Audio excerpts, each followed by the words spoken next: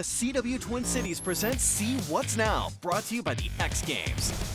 Hey everybody, John Foss, CW Twin Cities. Very honored right now to be talking to a legend of the Twin Cities, Brother Ali. Thanks for being with us. Thank you, appreciate it. So we're here at the X Games. How does music and X Games jive together? It seems like there's always great music. You're one of the performers this year. What was it about the X Games that brought you in and you wanted to do this? I mean, I think the spirit of the X Games matches really well, particularly with underground independent music, particularly with, hip hop and punk rock and EDM and, these types of music that are really about self-expression and self-exploration and, defying the odds. And also, pursuing things that the world didn't always recognize. Mm-hmm. That people that are, getting on skateboards and working these things out, people for years were like, that's not a real sport. That's not even an honorable thing to do. That's associated with having bad character and all the things. But you have people that are exploring themselves and expressing themselves. And it's the same with the type of musical styles that mesh really well with extreme sports. And you're playing with Ice Cube tonight. You said you guys have played together before. What's your relationship? Have you guys talked when you're not on stage? What's he like? My relationship with Ice Cube is that he's an idol to me. He is absolutely somebody that shaped it. For years, people tell me that there's something in my voice that reminds them of Ice Cube.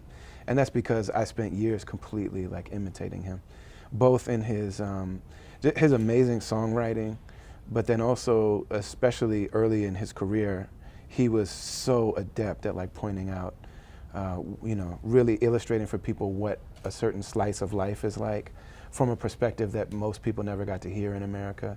Mostly being black and brown people in the inner city talking about what life is actually like.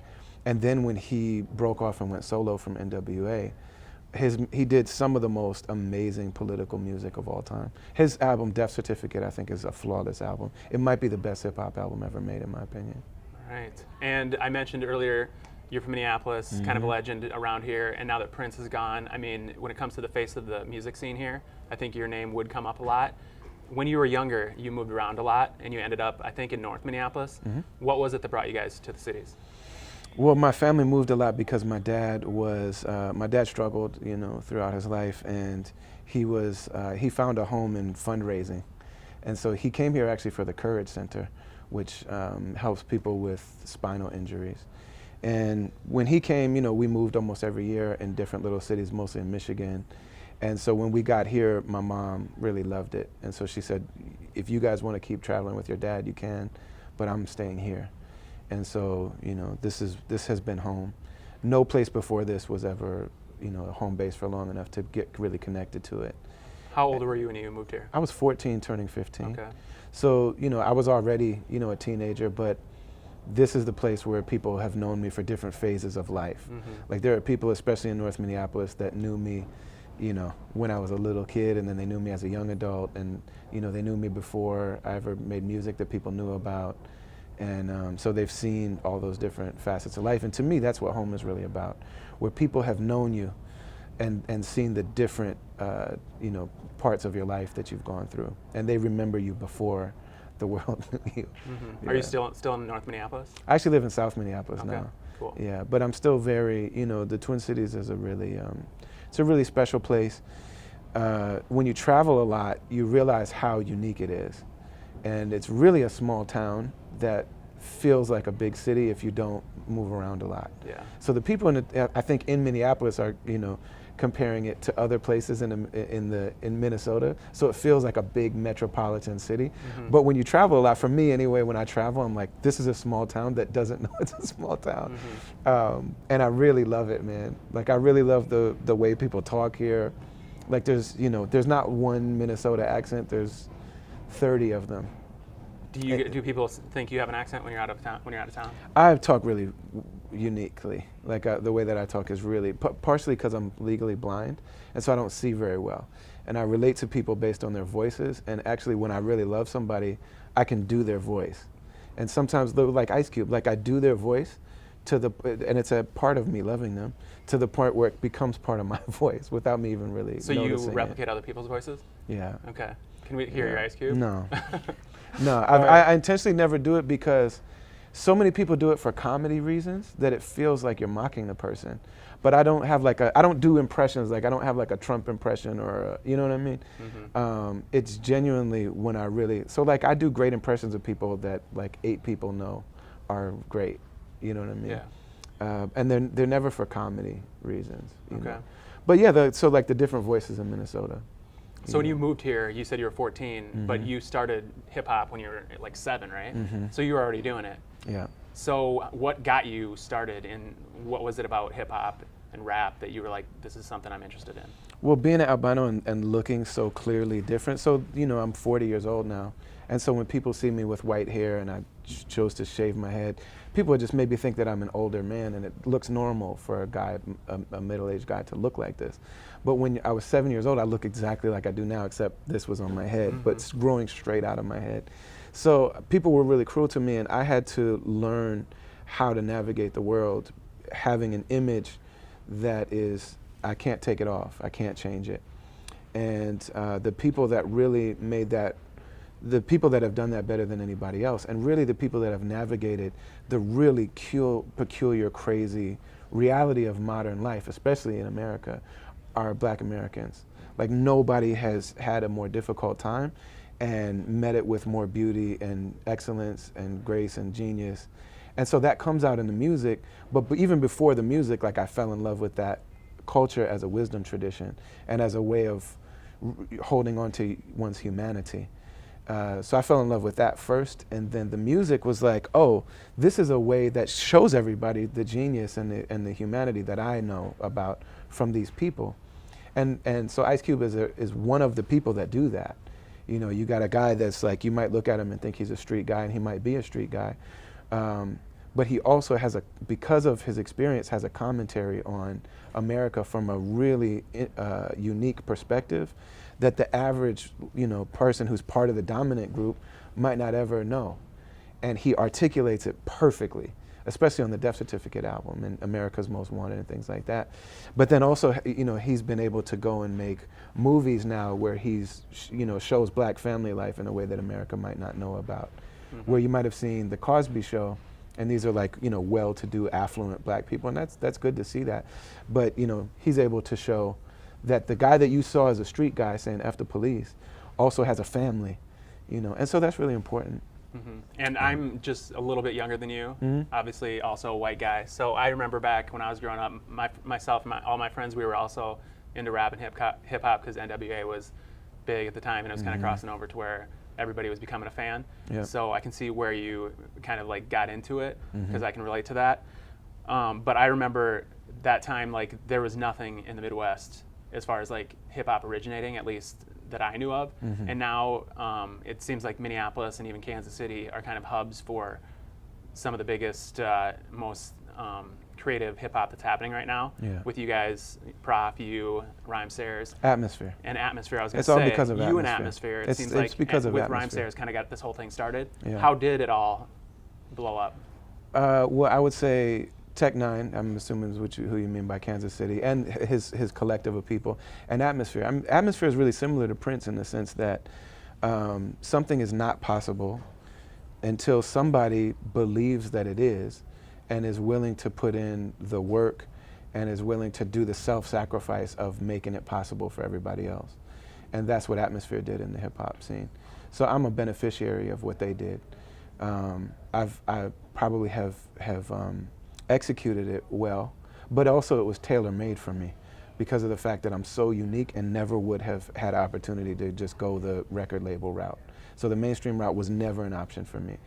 And so those are the people who get a chance to shine with the advent of the independent music scene being so great. But it's really important to me that, you know, Atmosphere were the ones that really made that a reality for all of us. So everybody that comes after that, we didn't even have that as an aspiration until they showed that it was possible. And some of your biggest influences that I've heard are KRS-One, Slug, Public Enemy. You got the shirt on right now. What was it about those guys that spoke to you? KRS-One, Rakim, and Public Enemy are probably my main, you know, but Ice Cube is definitely one of them. Okay. I would say that those people had, not only were they practicing the art at a level of mastery, but then also they were able to express themselves. They were able to open up parts of who they are as human beings. But then also they had a commentary about the world, and they all were connected to each other. So, you know, who this person is as an artist versus who they are as a human being, and the way that they see the world because of that is all part of the music. It's all integrated. And so the music, because of that, heals me, especially when I was younger. That music really made me feel like, you know, when I'm in the world, I think I'm crazy and I'm the only one that feels the way I feel. Because everybody seems to disagree with me, and everybody on TV seems to disagree with me.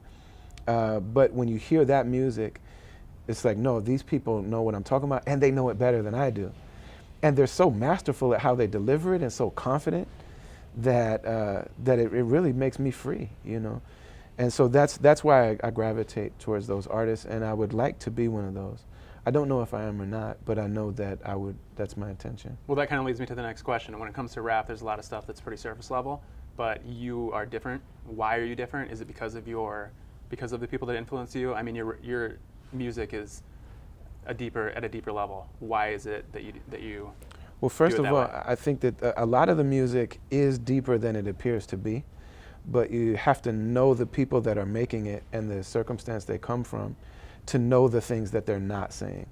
So there's a lot that they're not presenting in the music. So much of the music is an attempt to survive what people are what communities are going through and what young people are having to deal with. So you got young people, all young people are growing up in a time of social media. They've never had privacy. They don't know what that means. They've never not been a brand that they have to market. You have to market yourself. And that's really a horrible thing to do to a human being, that you can't just be yourself. You have to always be marketing yourself.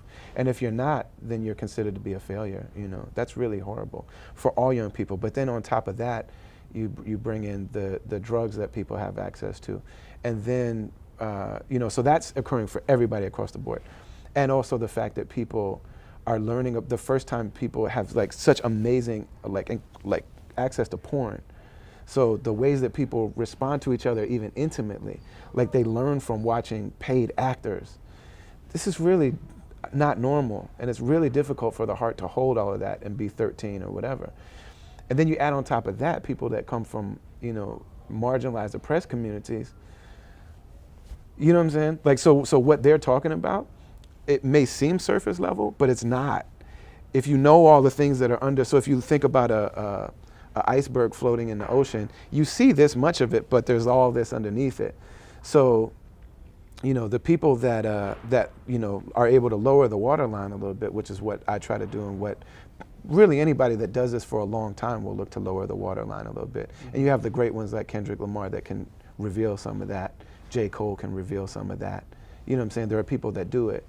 But, you know, I've always looked at this thing from my own unique perspective, because my position in society is so unique that there's not, that the rules that certain people have don't apply to me. And so I have freedom to do that.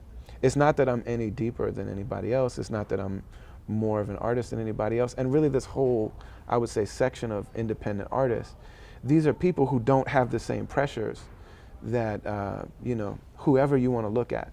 Triple X Tentacion, you know what I'm saying? May he rest in peace. The pressures that he's dealing with by being a 19-year-old kid, and then he's a black man on top of that. And you go on Facebook every day and somebody looks like he was getting murdered by paid officers of the state. And then, you know, the only way that you poke through in the media that anybody pays attention to you is by being a spectacle. You know what I mean? There's the things that people are dealing with. I didn't have to deal with any of that. Okay. I just deal with being a person. So in my music, I get to just be a person. Great.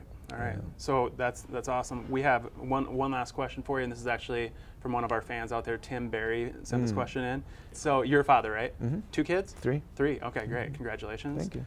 What is it that you want to instill in your kids by the way that you live your life?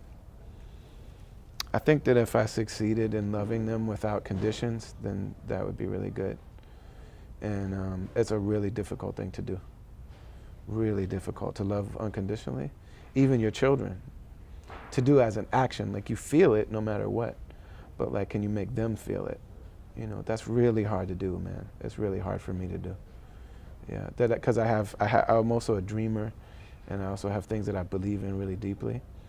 And if those things, if you know, the ego wants to own those things, and the ego wants to get involved, you know what I mean? So the ego wants to be like, look what I instilled in you, so that you become a projection of me, you know. But that's not good. That's not love, you know. So like how like really trying to be able to practice loving these people in a way that they know it, regardless of their own journey in life. That's very difficult for me to do. And if I could do that, then I'll be successful.